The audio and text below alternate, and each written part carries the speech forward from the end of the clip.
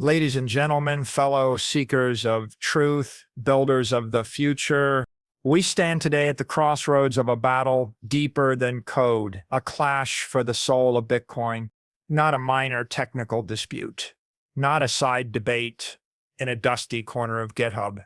This is the moment when the architects of money must confront vision, integrity, and power.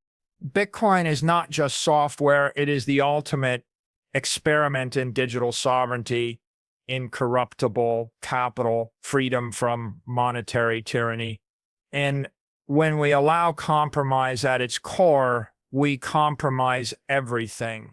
Today, I will show you why the clash between core and knots is not petty infighting, but a war over principle. I will expose the technical stakes, the philosophical chasm, and the possible futures that hang in the balance.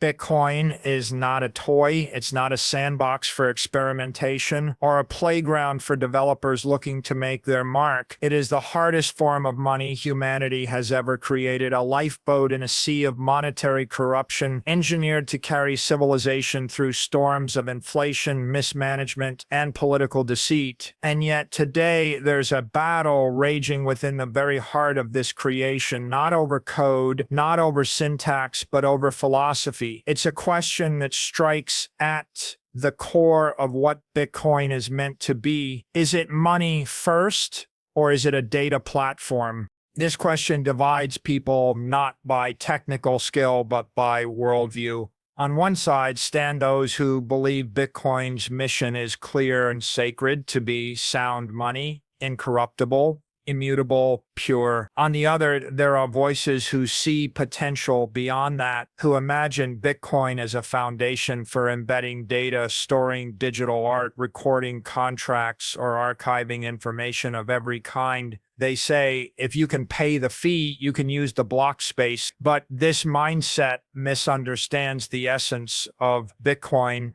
Paying a fee doesn't give you the moral right to dilute the purpose of a global monetary network.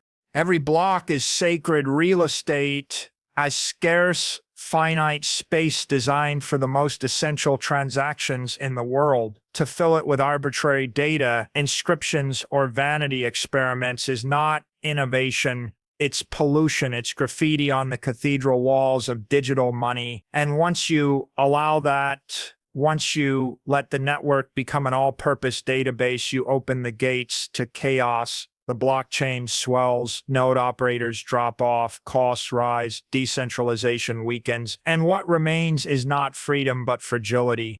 Bitcoin was not created to store everyone's doodles, metadata, or NFTs. It was created to store value, to preserve wealth across time and space, beyond the reach of tyrants, inflation, and human error. When we confuse purpose with possibility, we lose focus. And when we lose focus, we lose everything. The power of Bitcoin comes from its simplicity, its purity, its refusal to bend to every new trend. It is not a platform that needs more features. It is a principle that needs more defenders.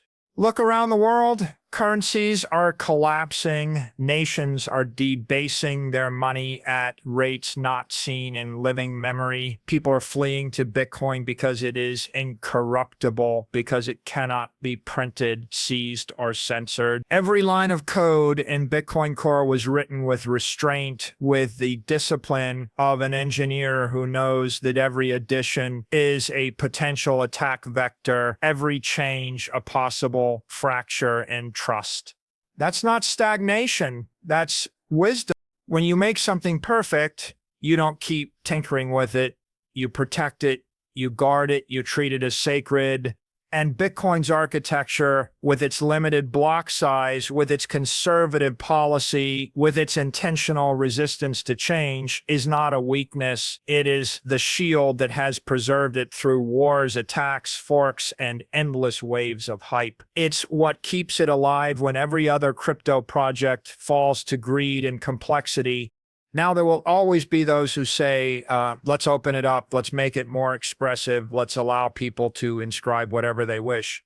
But the question we must ask is not, can we? It should, because The moment Bitcoin stops being money first, it stops being money at all. It becomes a museum of arbitrary data, a cluttered archive that weakens the very decentralization it was designed to protect. Bitcoin doesn't need to compete with other blockchains on features. It doesn't need to chase the noise of trends or the hype of speculative projects. Its destiny is higher. Its calling greater. Bitcoin's value comes from scarcity, predictability, and immutability, the very things that die when we treat the blockchain like a notepad instead of a vault. This so-called developer divide is not about coding preferences. It's about ideology. One side wants to preserve a fortress, the other wants to decorate it. But every decoration weakens the walls. Every indulgence chips away at security. And when those walls fall, there will be nothing left to defend. Bitcoin is the monetary revolution of our time. It is digital steel forged in the fire of human ingenuity and economic chaos. It does not need to be reinvented. It needs to be protected. And protection means discipline. It means saying no when the world screams yes. It means understanding that not everything possible is desirable. In the end, this isn't about core or knots or developers at all. It's about us, the stewards of a legacy that could outlast every government, every empire, every fiat system ever built. We must choose. Do we want Bitcoin to be a museum of data or the foundation of a new monetary civilization? Because it cannot be both. Bitcoin's destiny is not to store your art. It is to store your freedom. And freedom demands focus, purity, and the courage to say this is money and nothing else. Every system that endures must know its limits. Bitcoin was not built to be limitless. It was built to be incorruptible. It's a machine for truth, precision, and scarcity. And when you tamper with that balance, when you invite excess, you compromise the very foundation that gives it strength. The temptation to add more, to allow anything that pays a fee, is not progress. It's entropy. It's the slow poisoning of a system that was designed to be lean, efficient, and immortal. The blockchain is not infinite storage. It is a sacred, finite ledger. Every block, every byte representing the most valuable digital real estate in the world. And yet, there are those who want to turn this masterpiece of monetary precision into a dumping ground for unnecessary data, inscriptions, and arbitrary files. They tell you, if you can pay the transaction fee, you should be free to use it however you want. But freedom without responsibility is destruction. It's the equivalent of saying, if I can afford to dump garbage in the ocean, I should be allowed to. The cost of a transaction is not just paid in sats. It's paid in time, bandwidth, and trust. Every unnecessary byte that gets committed to the blockchain must be stored, propagated, and validated by every node around the world forever. That's not innovation. That's a tax on decentralization. It's a slow bleed on every honest participant who runs a node, every individual who chooses sovereignty over convenience. You're forcing them to carry your excess for eternity. The beauty of Bitcoin lies in its elegant minimalism. It's not what it includes, it's what it excludes. It's a monument to a restraint. Every feature that didn't make it and every idea that was debated and rejected is a victory for simplicity, because simplicity is security. The moment you begin to bloat the chain with non-monetary data, you increase complexity, and complexity is the enemy of resilience. Imagine a future where blocks swell with junk, videos, images, inscriptions, vanity data. The blockchain becomes heavier, more cumbersome, more centralized. Only large institutions with vast storage and bandwidth can run full nodes. Ordinary users are priced out. The few who remain hold disproportionate power, and the network becomes what it was never meant to be, fragile and dependent. You have replaced decentralization with convenience, purity with clutter. That's not evolution, it's regression. And make no mistake, those who push for unlimited data inclusion don't do it in the name of freedom. They do it in the name of indulgence. It's an ego project, a fascination with pushing limits just because they can. But Bitcoin is not an art gallery or an experiment in digital graffiti. It's the world's first incorruptible ledger of monetary truth. It was engineered for permanence, not entertainment.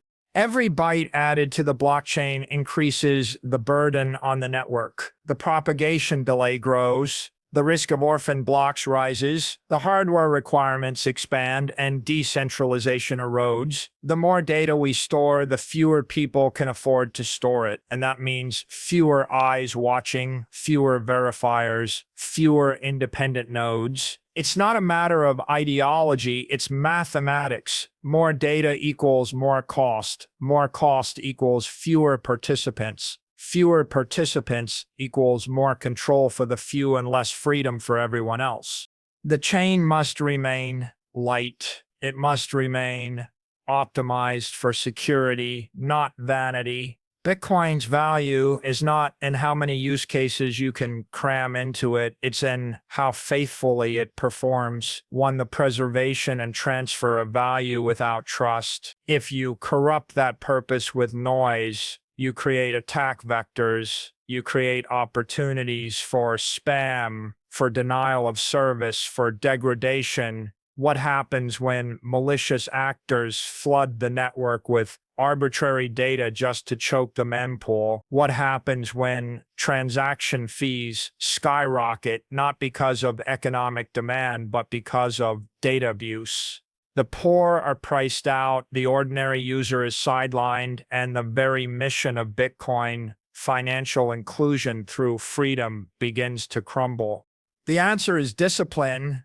The only way to protect Bitcoin's integrity is to resist the temptation to treat it like every other blockchain. Bitcoin's power comes from what it refuses to be. It is not expressive. It is not flexible. It is not everything to everyone. And that is exactly why it's perfect.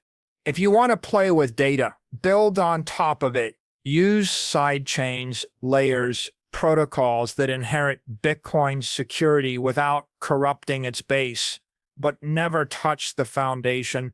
The foundation is sacred. It's what gives everything above it meaning.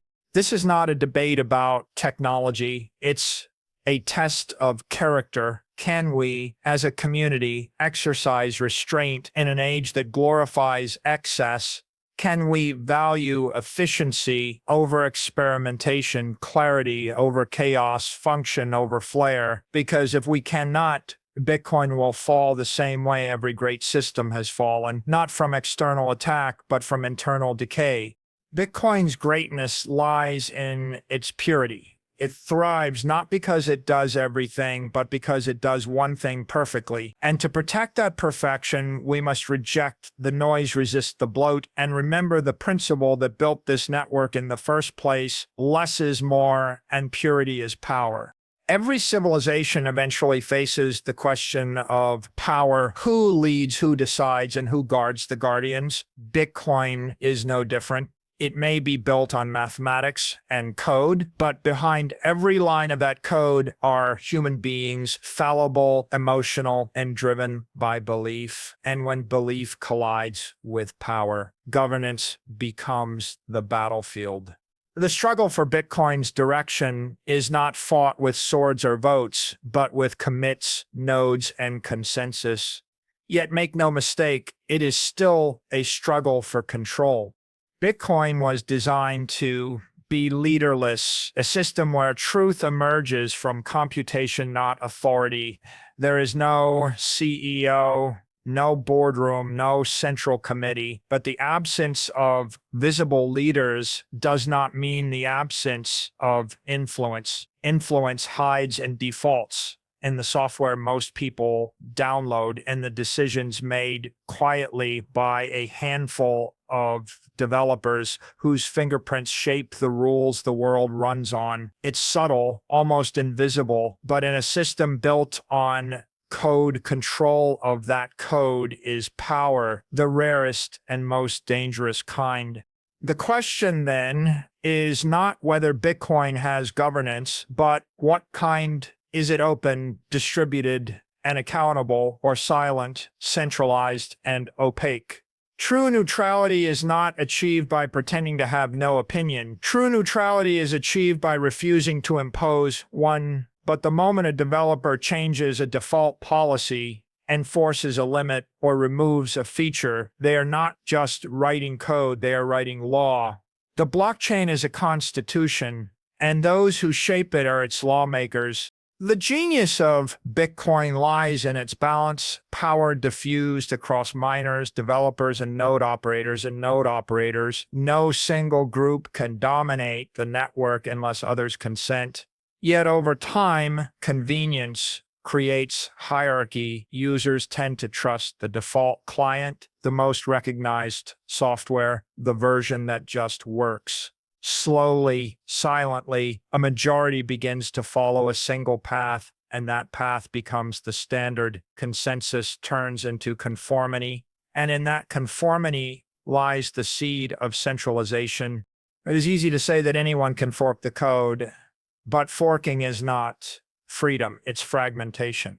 A true community cannot simply split every time there is disagreement. Forks divide mindshare, liquidity, and trust. So when people tell you that market consensus will sort it out, what they really mean is that the majority will follow the version with the most momentum, and whoever holds that momentum, whoever shapes that software, holds the pen that writes Bitcoin's story. The great paradox of Bitcoin governance is that power is both everywhere and nowhere. Miners produce blocks, but they follow the rules written by the code. Developers write the code, but their work only matters if node operators choose to run it. Node operators enforce consensus, but they often rely on the defaults chosen by developers. And users, the millions of holders, traders, and dreamers, rarely understand how those defaults came to be. It's a circular system of trust built on vigilance, and when vigilance fades, control consolidates. Neutrality in theory means not taking sides.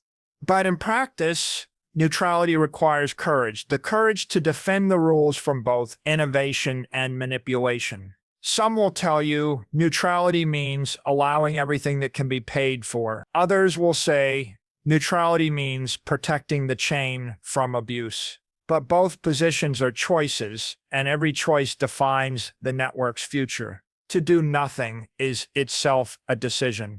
The tension between core and knots, between conservative and permissive visions of Bitcoin, is really a mirror held up to the community. It forces us to ask, do we want a Bitcoin that bends to every new experiment, or one that stands as an unmovable foundation? Should developers act as stewards protecting what works, or as architects building what's next? There is no easy answer. But the moment one group claims moral or technical authority over the rest, Bitcoin's neutrality dies a little. True power in Bitcoin must always remain diffuse, contested, and uncomfortable. It should never feel stable. It should never feel centralized, because stability in governance means someone has won, and in Bitcoin, no one should ever win. Every participant should remain slightly uneasy, slightly mistrustful, slightly skeptical. That tension is what keeps Bitcoin honest. The future of Bitcoin will not be decided in code alone. It will be decided by how well we guard against human nature. Our desire for leaders, our comfort in defaults, our trust in authority. We must remember that Bitcoin's strength is not that it eliminates power, but that it decentralizes it so completely that no one can seize it without consent. If Bitcoin ever becomes easy to control, it will cease to be revolutionary. The goal is not efficiency. The goal is freedom. And freedom requires friction, the endless push and pull between developers, miners, and users. That's not dysfunction, that's design. The mess is the mechanism. In the end, the question of who decides Bitcoin's direction is answered by the only force that truly matters: collective will. As long as enough people care to run nodes, verify transactions, and reject authority, Bitcoin remains free. But the day we stop paying attention, the day we blindly trust one group to steer the ship, is the day we surrender the very thing that makes Bitcoin extraordinary. Power in Bitcoin is a paradox. It exists only when no one fully has it, and as long as that remains true, Bitcoin will endure, untamed, ungoverned, and unstoppable. Every great creation faces a moment when its own success becomes its greatest threat. Bitcoin has reached that moment. What began as a pure idea, incorruptible digital money, now stands in the crossfire of competing visions, commercial interests, and ideological ambition. The code is still the same, but the battle is no longer just technical. It's moral. It's about what kind of future Bitcoin will serve, one of integrity or one of compromise. When a system becomes global, it attracts everything: innovation, greed, brilliance, and corruption. Bitcoin is no exception. Its strength, its decentralization, its immutability, these are not permanent guarantees. They are principles that must be defended line by line, block by block. If those principles are allowed to erode, even slightly, the entire edifice begins to crack, and those cracks don't appear overnight. They form slowly, silently, through small concessions that seem harmless in the moment but fatal in hindsight. The first consequence of losing focus is fragmentation. The unity of Bitcoin, the shared belief that one chain, one set of rules, one truth should define this network, is its greatest strength. The moment that unity breaks, the narrative fractures. Users become uncertain. Developers compete for ideological control. Liquidity splits, and what was once a single, unstoppable force of consensus turns into a chorus of competing signals. History shows what happens next: confusion, distrust, and decline. When people no longer know which version of Bitcoin is the Bitcoin, its integrity is gone. And without integrity, the idea collapses. Because Bitcoin doesn't exist in the physical world, it exists in shared belief. Its power is psychological before it is computational. That belief rests on one foundation: that the rules do not change. The moment they do, even slightly, the myth shatters, and without myth, there is no money. Then comes the second consequence: centralization. When the blockchain grows bloated, when software becomes too complex for ordinary users to verify, the number of full nodes begins to shrink. Running a node becomes a privilege for corporations, not individuals. Slowly, the balance of power shifts from the people to the few. Those few begin to dictate policy, shape narrative, and decide what Bitcoin should be. It becomes a system owned by experts instead of defended by citizens. That is how freedom dies, not with a fork, but with a shrug. The third consequence is the erosion of trust. Bitcoin was built to eliminate trust, to replace human promises with mathematical certainty. But every unnecessary change, every experimental feature, every political compromise reintroduces the one thing Bitcoin was designed to destroy: human discretion. When users begin to wonder if the next update might change the rules of the game, the foundation of certainty collapses. And when certainty collapses, the market moves on. People don't store their life savings in something that feels negotiable. The fourth consequence is philosophical decay. When Bitcoin becomes just another blockchain competing for attention, its moral gravity disappears. It's no longer a standard of truth. It's just another project chasing hype. The message changes from Bitcoin is incorruptible to Bitcoin is adaptable. And adaptability, though it sounds appealing, is the death of permanence. The world already has adaptable money. It's called fiat. What the world needs is unyielding money, incorruptible money, uncompromising money. If Bitcoin loses that moral high ground, it loses its purpose entirely.